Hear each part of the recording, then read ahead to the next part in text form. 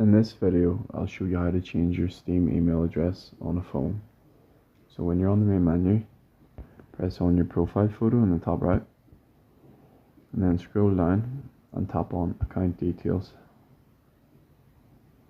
From here, if you scroll down again, you'll see your contact info, and below your email address, you'll see a button that says change my email address. Tap on that. And then it's going to ask, how would you like to change your email address? Tap on the first option that says email and account verification code to the email address. And then you want to open up your email and enter in the code. After that, press continue.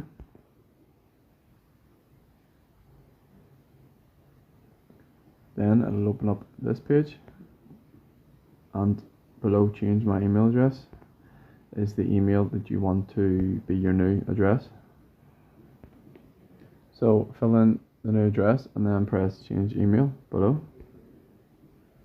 and then that's going to send a code to the new email address.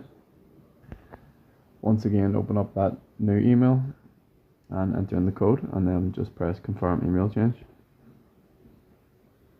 and you'll see that your email address has been updated. So if you found this useful, please like and subscribe.